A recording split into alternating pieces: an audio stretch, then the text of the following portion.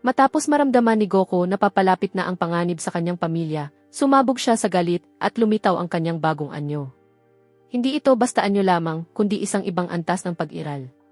Lumapit si Zalama ng kalmado at sinabi, "Magaling, Goku. Nalampasan mo na ang yugto ng pagdurusa.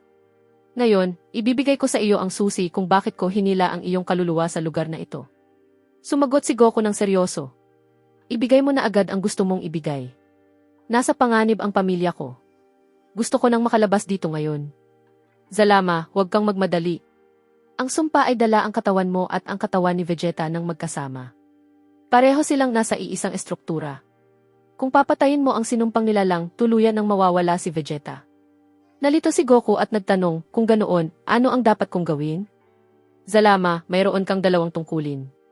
Una, pahinain ang sumpa ng hindi pinapatay ang nilalang sa pamamagitan ng isang espiritual na tagapamagitan. Isang dalisay at malinis na ugnayan na wala sa sistema ng sumpa. Ikalawa, kung magagawa mong talunin ako, ibibigay ko sa iyo ang sarili kong katawan upang makabalik ka sa labas na mundo." Nagtanong si Goku, "Sandali, ano ang ibig mong sabihin sa tagapamagitan?" Hindi sumagot si Zalama. Bigla siyang lumapit at inilagay ang kanyang kamay sa dibdib ni Goku at biglang nagpasok ng enerhiya sa kanya. Sumigaw si Goku sa sakit. Para bang pinupunit ang kanyang katawan mula sa loob at marahas na yumanig ang kanyang kamalayan. Sumabog ang enerhiya sa pagitan nila at nayanig ang kawalan. Matapos ang ilang segundo ng matinding sakit, napaluhod si Goku, namimilipit sa paghihirap. Tiningnan siya ni Zalama at sinabi, "Ang tagapamagitan, Goku, ay ang iyong hindi pa isinisilang na anak." "Ano? Paano siya ang magiging dahilan para mailigtas tayo? Hindi pa nga siya isinisilang. Makinig ka sa akin. Ang kapangyarihan ng Dragon Balls na ibinigay ko sa iyo, at ako mismo ang lumikha, ay lampas sa mga batas ng kalikasan. Ang katawan mo ay nasa loob na ngayon ng sistema ng sumpa at hindi na maaaring pasukin mula sa labas, ngunit ang kaluluwa ng iyong anak ay wala sa sistemang iyon. Nasa labas ito, dalisay, hindi nakatala sa mga batas nito. Siya ang nag-iisang dalisay na kaluluwa sa pag-iral na hindi pa nadungisan ng anumang kasalanan. Ang kaluluwa mo ay konektado sa kaluluwa ng sanggol at sa iyong ninakaw na katawan. Ang pagsasanib na ito ang magiging dahilan upang mapahina at gumuho ang sinumpang nilalang. Sandali, masasaktan ba ang anak ko? Hindi siya ang nasa panganib. Ikaw ang nasa panganib dahil ang koneksyon ay daraan sa mismong esensya mo. At kapag nabigo ka, mananatili ka rito magpakailanman at sisirain ng sumpa ang buong pag-iral." Nabigla si Goku. "Kung ganoon, ano ang gagawin ko ngayon, bilisan mo?" Sumagot si Zalama sa pamamagitan ng isang mabilis na pag-atake. Ngunit sa mismong sandaling iyon, sumagot si Goku ng kaparehong suntok, kamao laban sa kamao, lakas laban sa lakas. Alam ni Goku na hindi ito laban para sa tagumpay, ito ay isang pintuan ng kapalaran. Alinman ay matatalo niya si Zalama at makukuha ang kapangyarihan at pagkakataong iligtas ang kanyang pamilya, o babagsak siya at magtatapos ang lahat ng landas. Bawat suntok ay isang desisyon, bawat galaw ay isang pagpili, at bawat hinga ay isang sakripisyo. Lumaban siya hindi para manatiling buhay, kundi para pigilan ang katapusan. At sa kabilang panig, sa kakaibang planetang iyon, lumalaban si Goten laban sa sinumpang nilalang gamit ang lahat ng natitira sa kanya. Nanginginig ang lugar, nagbibitak ang lupa, napupunit ang kalangitan, habang ang kanyang mga kaibigan sa likuran niya ay walang magawa at nanginginig sa takot. Pinapanood ang kanyang enerhiya na unti-unting nauubos, at sandaling tumigil ang labanan. Si Goten, sa nanginginig ngunit matatag na tinig. "Isa lang ang gusto kong sagot." "Ano ang gusto mo? Nasaan ang tatay ko? Ano ang ginawa mo sa kanya?" Umiti ang nilalang ng malamig at madilim ng ngiti at sinabi, "Ang tatay mo. Naging bahagi na siya ng aking sarili. Ang katawan niya ay nasa ilalim ng kontrol ko at ang lahat ng ito ay dahil sa inyo." Nabigla ang lahat. Nagpatuloy ito sa makamandag na tinig. "Kayo ang unang nagkamali. Nang matakot kayo kay Goku matapos siyang tamaan ng sumpa, nang itinaboy ninyo siya imbes na yakapin, nang isipin ninyong ang paglayo sa kanya ang solusyon, nahulog kayo sa patibong gamit ang sarili ninyong mga kamay. May ilan na nagsimulang umiyak. Ang pagkabigla ay naging pag-unawa. Ang pagkakasala ay naging katotohanan. Pagkatapos ay nagbago ang tinig nito, na para bang may mas malalim na nagsasalita mula sa loob nito. Hindi ko siya nakontrol ng mag-isa. Ang puso niya ay dalisay, ngunit dahil sa inyo, nadoble ang impluensya ko. At dahil sa pagkakamali ninyo, nakontrol ko ang dalawang katawan. Ang katawan ni Goku at ang katawan ni Vegeta. Isang sabayang hingang gulat ang umalingaw-ngaw. Dito, naunawaan ni Goten ang katotohanan. Ang nasa harapan niya ay hindi lamang isang nilalang. Ito ang mismong sumpa. Kinuyom niya ang kanyang kamao, may luha sa mga mata. Nagkamali kami. Naging malupit kami. Mali ang pinili namin, pero isinusumpa ko sa iyo, pagbabayaran namin ang lahat, anuman ang maging kapalit. Sumugod siya gamit ang lahat ng natitira sa kanya, ngunit sa isang iglap, napigilan siya ng may nakakahiya na kadalian. Hinawakan siya ng nilalang sa braso at sinabi ng may nakamamatay na pangungutya, ano ang ginagawa mo? Sinusubukan mo bang saktan ang sarili mong ama? Pagkatapos ay hinigpitan nito ang hawak. Ang tunog ng pagkaputol, pagbitak ng buto, pagkapunit ng laman. Ang sigaw ni Goten ay umalinggaw sa buong lugar, ang kanyang braso ay nabaluktot sa hindi natural na anggulo. Sumigaw ang kanyang mga kaibigan, ngunit walang gumalaw. Pinaralisa sila ng takot, ginapos ng kawalan ng magawa, at ginawa silang mga saksi ng matinding pangamba. Si Goten ay nasa matinding sakit, hirap huminga, may luha sa mga mata. Ngunit hindi siya nagmakaawa, hindi siya sumigaw para sumuko. Itinaas niya ang kanyang enerhiya gamit ang isang kamay at sinabi sa matalim na tinig na puno ng sakit at galit, kung ang kasalanan namin ang dahilan ng lahat ng ito, mas gugustuhin ko pang mamatay habang sinusubukang burahin ka, kaysa mabuhay na dala ang pagkakasalang ito magpakailanman. Isang mabigat na katahimikan ang bumagsak. Pagkatapos, dumating ang sagot na parang malamig na patalim sa puso. Ngumiti ang sinumpang nilalang. Sandali. Kapag pinatay mo ako, hindi mo na muling makikita ang tatay mo. Hindi sa mundong ito, hindi sa kabilang mundo, at hindi sa alinmang pag-iral. Napatigil si Goten. Lumaki ang kanyang mga mata, nang hina ang kanyang enerhiya. Nag-atubili siya sandali at pagkatapos ay naglaho ang nilalang sa isang itim na kislap at isang suntok. Mapagpasya, pandurog, inubos ang lahat ng natitira sa katawan ni Goten. Malakas siyang bumagsak sa lupa, tuluyang nawalan ng kanyang anyo, unti-unting naglaho ang kanyang enerhiya, at napaluhod. Ngumiti ang nilalang ng may pangutya at sinabi, napaka-inosente mo. Napakadali ninyong manipulahin ang inyong mga puso. Napakarami ng naipong kamatayan at dumating na ang oras ng paniningil. Isang kaluluwa kapalit ng isang kaluluwa, isang buhay kapalit ng isang buhay. Itinaas nito ang kanyang kamay at itinapat kay Goten na nakahandusay, pilit na itinataas ang ulo at pabulong na nagsabi, hindi pwedeng dito magtapos. Impossible. Malamig na sinabi ng nilalang, paalam, Goten, at ang pinakamagandang bahagi, ang iyong ama mismo ang may dangal na naging dahilan ng iyong kamatayan. At sa mismong sandaling pinakawalan ang enerhiya, isang kontrapagsabog ang pumutol sa kalawakan. Isang malakas na sinag ng enerhiya ang tumama sa nilalang mula sa tagiliran. Si Bula iyon, matatag na nakatayo habang sumisigaw, lumayo ka sa kanya. Sama-sama kaming lalaban. Isasakripisyo namin ang aming mga buhay para sa aking ama at para kay Goku na pinagsamantalahan. Sa isang iglap, itinaas ng lahat ang kanilang mga kamay. Bawat isa ay naalala ang kanilang pagkakamali. Bawat isa ay naramdaman ang pagkakasala. Bawat isa ay piniling magbayad. Natawa ang nilalang ng may pangutya. Napakaawa. Sabay-sabay man kayo, sapat na ang isang atake para tapusin kayong lahat. Itinaas nito ang sariling kamay, ang madilim na enerhiya ay nagsiksikan sa paligid nito na parang nagangalit na bagyo, at sinabi ng may paghamak. Tingnan natin kung sino ang unang mawawala, kayo, o ang natitira sa inyong konsensya. At sa isang iglap, pinakawalan ang mga enerhiya mula sa magkabilang panig. Sumigaw ang lahat. Sigaw ng galit. Sigaw ng pagsisisi. Sigaw ng takot. Sigaw ng pagbabayad sala. Isang napakalaking banggaan. Isang pagsabog na yumanig sa buong planeta. Sa loob ng Dragon Balls, naramdaman ni Goku ang kanyang mga kaibigan.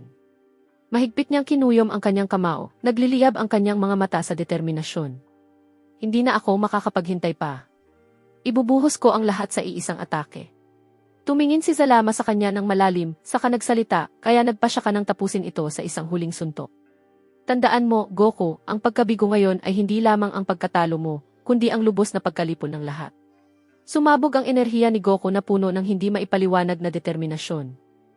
Paniniwala, galit, pag-ibig, takot. Bilang tugon, inipon din ni Zalama ang kanyang sariling enerhiya. Sabi niya sa matatag na tinig, gawin mo na ngayon, o wala ng landas pagkatapos ng sandaling ito. Sa isang iglap, pinakawalan ang dalawang kapangyarihan. Isang kosmikong banggaan sa loob ng Dragon Balls. Isang pagyanig na pumunit sa kawalan. Mga sigaw ng galit, sigaw ng pag-asa, sigaw ng sakit. At pagkatapos ang pagsabog. Isang bigla ang katahimikan. Nakatayo si Goku, pagod ngunit hindi natitinag, habang si Zalama ay nakahandusay, dinudurog sa ilalim ng presyon ng napakalakas na atake. Ngunit biglang nanlaki ang mga mata ni Goku. Naramdaman niya ang isa pang enerhiya, mas malaki, mas malayo, mas mapanganib. Bumulong siya sa gulat, Zeno. Ano ang ginagawa ni Zeno dito? Bakit siya papunta sa Dragon Balls? Dahan-dahang itinaas ni Zalama ang kanyang ulo. Gusto niyang hilingin na maibalik ka. Napatigil si Goku. Ano? Pero ang paggamit ng Dragon Balls ngayon ay nangangahulugang lalong lalakas ang sumpa. Lalago ito ng higit pa kaysa sa kasalukuyan. Goku, iyon ang katotohanang itinago ko sa iyo. Alam ko ang intensyon ni Zeno mula pa sa simula. Nakakita siya ng panaginip na ikaw ay inapi, na ikaw ay biktima, habang ang lahat ay itinuring kang banta. Iyon ay mga manipulasyon ng mismong sumpa, naghasik ng pagkakawatak-watak. Ngunit hindi niya alam na ang paggamit ng Dragon Balls ngayon ay magpapakain sa sumpa at gagawin itong isang sakunang yayanig sa pag-iral. Sumigaw si Goku sa galit at gulat. Bakit hindi mo sinabi sa akin ito mula sa simula? Dahil mas mahalaga ang iyong focus kaysa sa katotohanan. Kung alam mo ito mula pa sa umpisa, mabibiyak ka. At ngayon, kailangan mong malaman ang katotohanan ng pagtataksil upang maibigay ko sa iyo ang aking katawan.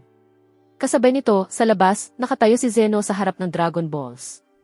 Malinaw ang kanyang intensyon. Itinaas ni Zeno ang kanyang kamay upang gisingin ang dragon. Biglang naputol ang katahimikan sa isang matalim na tinig na parang kulog. Tigil, Zeno! Huwag mong gawin! Mas lalala ang lahat kung gagawin mo iyan. Dahan-dahang lumingon si Zeno, nanlaki ang kanyang mga mata nang makita ang pari na matagal nang nawala. Lumapit ang pari at nagsalita ng may taos-pusong pagmamadali, ang Dragon Balls ay sinumpa na ngayon. Kapag nagising ang dragon, isang sumpang hindi mapipigilan ang mapapakawalan. Tiningnan siya ni Zeno nang may paghamak at sinabi, paano mo ako pipigilan? Tapos na ang iyong kontrata. Wala ka ng otoridad. Dapat lumayo ka sa mga usapin ng pag-iral. Ang iyong asawa ay pinatalsik dahil nabigo kang protektahan si Goku. Sinubukan ng pari na sumagot ng kalmado. Nagkamali kami, ngunit dapat mong maunawaan, ang sumpa ang siyang kumikilos sa lahat ngayon. Ito ang lumikha ng kaguluhang ito. Ito ang nagdala sa mga pangyayaring ito. Pinutol siya ni Zeno ng galit. Hindi ako maniniwala sa iyo. Nakita ko sa panaginip na inapi ninyo si Goku, na kayo ang dahilan ng nangyari sa kanya, at ngayon gusto ninyong makinig ako sa inyo. Nagbago ang anyo ng mukha ni Zeno sa pigil na galit at mariing sinabi, mga gwardiya. Sa isang iglap, sumugod ang mga gwardiya na parang bagyo. Sunod-sunod na atake, nagliliyab na mga sinag ng enerhiya, at rumaragasang kapangyarihan ang sumalanta sa lugar. Nag-uunahang alon ng enerhiya ang tumama sa pari mula sa lahat ng direksyon. Ngunit sa gitna ng kaguluhan, muling tumayo ang pari, sugatan ang katawan. Tumindig siya bilang hadlang sa pagitan ni Zeno at ng Dragon Balls, at mariing sinabi, pipigilan kita, Zeno. Pasensya na, pero hindi ko hahayaan na mas lalo pang mawasak ang pag-iral. Hindi mo naiintindihan ang mangyayari. Sigaw ng isa sa mga gwardiya ng may galit. Paano mo nagawa iyan? Isang kidlat na ataking enerhiya ang pinakawalan, mapanira, pumutol sa hangin at tumama sa pari ng may napakalakas na puwersa. Hinawakan ng isa pang gwardiya ang pari mula sa likuran, pinigilan ang kanyang katawan ng may matinding lakas. Dumugo ang kanyang bibig at mukha. Binaliwala siya ni Zeno, tiningnan ang Dragon Balls ng may ganap na lamig, at sinabi, gumising ka, Dragon. Isang mabigat na katahimikan ang bumagsak. Pagkatapos, nagsimulang manginig ng marahas ang Dragon Balls, binalot sila ng makapal na kidlat. Lumakas ang liwanag. Bigla itong pumutok sa isang napakalaking kidlat na tumama mismo kay Zeno. Isang napakalakas na sigaw ang pumunit sa pag-iral, kasunod ang isang napakalaking pagsabog na yumanig sa buong kawalan. Pagkaraan ng ilang sandali ng alikabok at nagbabanggaan na enerhiya, bumagsak ang katahimikan na parang kamatayan. Nanlaki ang mga mata ng mga pari at mga gwardya habang nakatingin sa harap sa isang nakakatakot na anyong nabubuo sa kawalan. Isang bagay na hindi dragon, hindi liwanag, kundi isang madilim at mabigat na presensya na nagpapahiwatig na ang ipinatawag ay hindi hiling kundi isang sakunang umiiral. Biglang natahimik ang kalawakan. Pagkatapos ay napansin ni Goku ang isang hindi natural na pangyayari. Nagsimulang maglaho ang mga bituin sa kanilang paligid, isa-isa. Huminto siya, saka bumulong ng may paghanga na maihalong takot. May isinilang sa labas. Isang bagay na napakalaki at nakakatakot. Samantala, si Zalama ay unti-unting bumabagsak, naapektuhan ng pagyanig ng Super Dragon Balls. Sa mahinang tinig, sinabi niya, lumapit ka sa akin, Goku. Ito na ang oras para umalis. Agad na tumakbo si Goku, sinalo siya bago tuluyang bumagsak at niyakap siya. Sabi niya sa basag na tinig, ang unang pagkakamali na ginawa ko sa buong buhay ko ay ang magtiwala. Nagtitiwala ako at naniwala at ang kapalit ay pagtataksil. Ngunit ang puso mo ay dalisay. Ang kadalisayan ng iyong kaluluwa ang tanging bagay na nagpapahintulot sa akin na muling magtiwala. Kaya ibibigay ko sa iyo ang aking katawan sa sarili kong kagustuhan. Bahagyang nanginig ang kanyang tinig. Pagkatapos ay mariin niyang sinabi, ang dalisay na kapangyarihan ng Dragon Balls ang tanging paraan upang labanan ang sumpang ito. Anumang iba pa ay pag-aaksaya lamang ng oras, isang pagpapaliban lamang ng mas malaking sakuna. Kinuyong ni Goku ang kanyang kamao at sabik na nagsalita, sandali, paano ang pagtataksil? Anong pagtataksil ang tinutukoy mo? At bakit hindi mo sinubukang umalis sa lugar na ito mula pa sa simula? Ipumikit si Zalama na parabang mabigat ang mga alaala sa kanyang kaluluwa. Gaya ng sinabi ko sa iyo noon, bawat hiling ay may kapalit. Pumasok ako sa lugar na ito upang saluhin ang negatibong enerhiyang nalilikha ng mga hiling. Tiniis ko ang pagdurusa, pansamantala, para lamang makahanap ng solusyon. Ngunit natakot ang kataas-taasang reyna para sa kanyang mga anak. Natakot siya na sila ang magbayad ng kapalit sa halip na siya, kaya gumawa siya ng isang hiling sa likod ko na ako ay tuluyang ikulong dito. Nanlaki ang mga mata ni Goku. Ang kataas-taasang reyna? Ibig mong sabihin ang ina ng mga anghel na nagsanay kay Vegeta? Dahan-dahang tumango si Zalama. Tama. Sa panlabas, hindi siya mukhang masama at naunawaan ko ang kanyang dahilan. Marahil hindi niya sinadyang magtaksil sa tuwirang kahulugan, ngunit ang desisyon niyang ikulong ako rito ang siyang nagluwal sa sumpa. Patuloy na naipagkakaloob ang mga hiling sa bawat henerasyon nang walang kamalayan sa kanilang mga kahihinatnan at walang tunay na solusyon. Nag-alab ang galit sa mga mata ni Goku. Lintik, siya pala ang isa sa pinakamalaking dahilan ng lahat ng nangyayari ngayon. Huwag mong hayaang mawala ang focus mo dahil dito. Mabubuhay ka muli sa aking katawan. Ang kaluluwa mo ang magpapanatili ng iyong mga katangian, ang iyong pagkakakilanlan. Ngunit mangako ka sa akin ng isang bagay. Mangako ka na ibabalik mo ang balanse sa pag-iral na ito. Isang mabigat na katahimikan ang bumagsak. Kumukulo ang galit sa loob ni Goku. Ipinapangako ko na ibabalik ko ang katatagan para sa lahat. At kahit kunin ko ang katawan mo, hahanap ako ng paraan para maibalik ka rin. At ipaghihiganti kita. Bahagyang humiti si Zalama, isang ngiting puno ng sakit at katiyakan, at sinabi, mag-focus ka na ngayon, Goku, ang tagapamagitan na ating pinag-usapan. Kailangan mo siyang gisingin. Siya ang susi sa susunod na yugto. Damdamin mo siya, ang tibok ng kanyang puso, at ang kapangyarihan ko na ang magpupuno sa natitira. Ipumikit si Goku. Ipumikit din si Zalama at inilagay ang kanyang kamay sa dibdib ni Goku. Nagsimulang lumipat ang enerhiya. Bawat patak, isang katawan ang isinusuko, isang kaluluwa ang nagsasanib, at isang kapalaran ang muling hinuhubog. Sa labas, lahat ng magkakaibigan ay bumagsak sa lupa matapos ang laban na umubo sa pinakahuling bakas ng kanilang lakas. Hingal na hingal, bukas ang mga mata sa kawalan ng magawa, ang mga katawan ay balot ng alikabok at pagkawasak. Wala nang natira sa kanila na kayang tumayo o kahit mag-isip na lumaban pa. Ang sinumpang nilalang ay dahan-dahang lumakad pasulong, saka nagsalita, tapos na ang lahat. Wala nang saysay ang magpatuloy pa. Tatapusin ko na kayong lahat ng sabay-sabay at buburahin ang planetang ito kasama ninyo. Dahan-dahan nitong itinaas ang kanyang kamay, at nagsimulang mag-ipon ang enerhiya sa kanyang palad na parang madilim na ipo-ipo, at naramdaman ng lahat na ang wakas ay ilang sandali na lamang ang layo. Bigla, ang liwanag ay hindi nagmula sa langit ni sa lupa, kundi mula mismo kay Chi-Chi. Nagsimulang magningning ang kanyang katawan ng kakaibang gintong liwanag. Ang liwanag ay unang lumitaw ng mahina mula sa kanyang tiyan, pagkatapos ay lalong lumakas, bago sumabog sa isang alon ng liwanag na kumalat sa buong lugar. Biglang huminto ang nilalang, at sa isang nakakagulat na sandali, ang sanggol ay lumitaw sa mga bisig ni Chi-Chi, na papalibutan ng isang aura ng dalisay na liwanag, na parabang ang mismong universo ay bumabalot sa kanya at nagpoprotekta sa kanya. Nabigla ang lahat. Pabulong na sabi ni Bulma na hindi makapaniwala. Impossible. Paano siya isinilang ngayon? Mababa ang tinig na sabi ni Piccolo. Hindi ito normal. Iba ito. Ilang segundo lamang ang lumipas bago sumigaw ang nilalang sa tunay na sakit. Ang enerhiyang naipon nito ay sumabog ng magulo, at ang bilog sa kanyang noo ay nagsimulang mabasag, sa kagumuho na parabang nasusunog mula sa loob. Sumigaw ito sa kabaliwan. Sa mismong sandaling iyon, ang sanggol ay mag-isang umangat sa himpapawid, napapalibutan ng napakalaking halo ng liwanag. Nagbago ang buong kapaligiran. Nabasag ang dilim. Gumaan ang hangin. Na para bang ang mismong universo ay muling huminga. At kumalat ang liwanag sa lahat ng dako.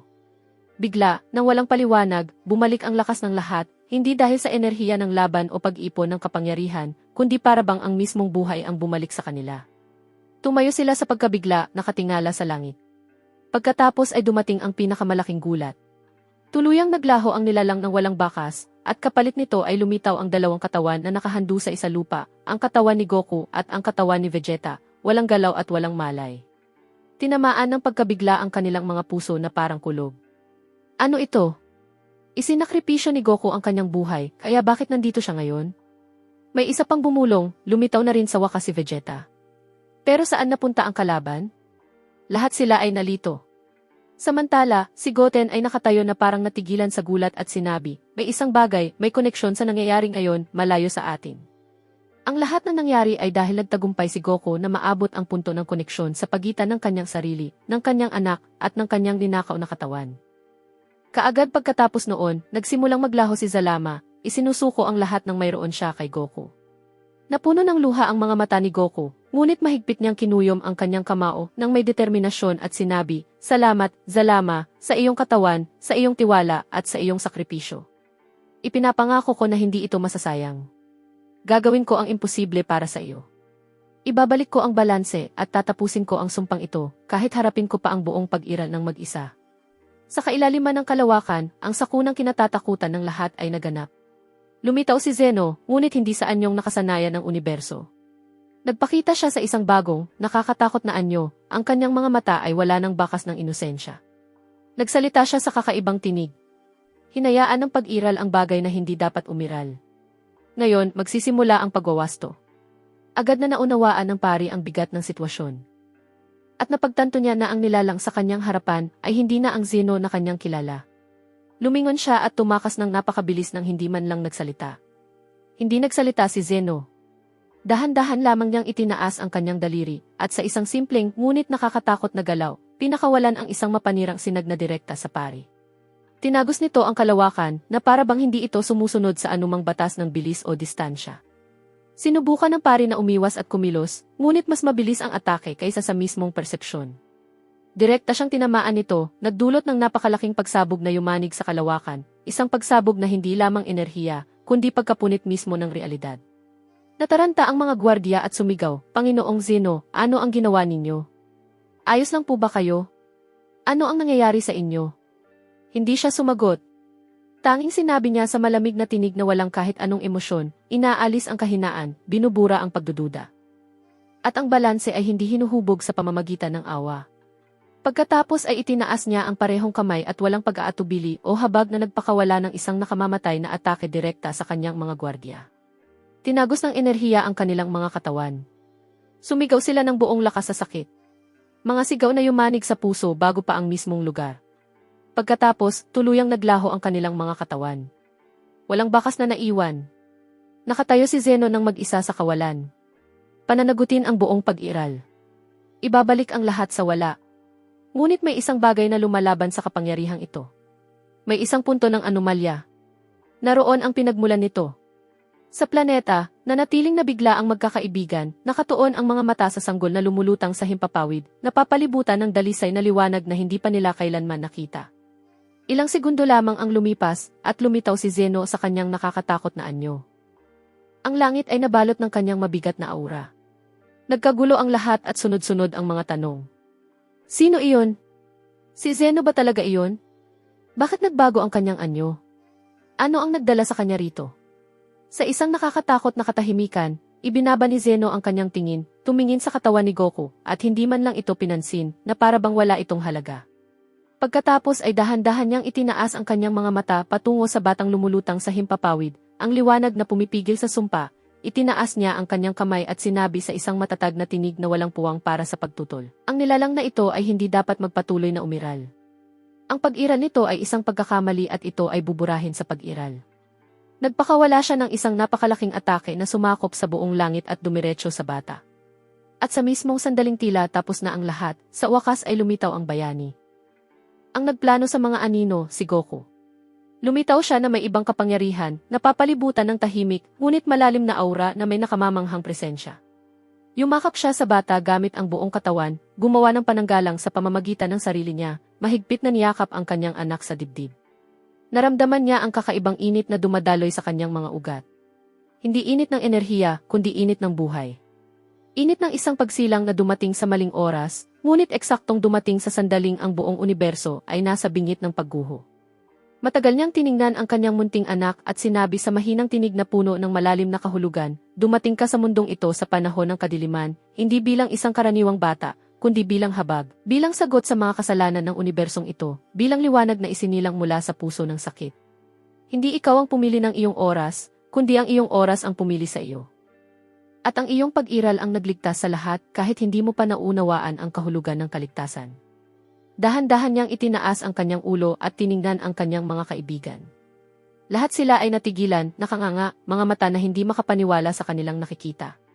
Humakbang si Goku ng mahinahon at matatag, lumapit sa kanila hanggang sa tumayo siya sa gitna nila, ang sanggol sa kanyang mga bisi.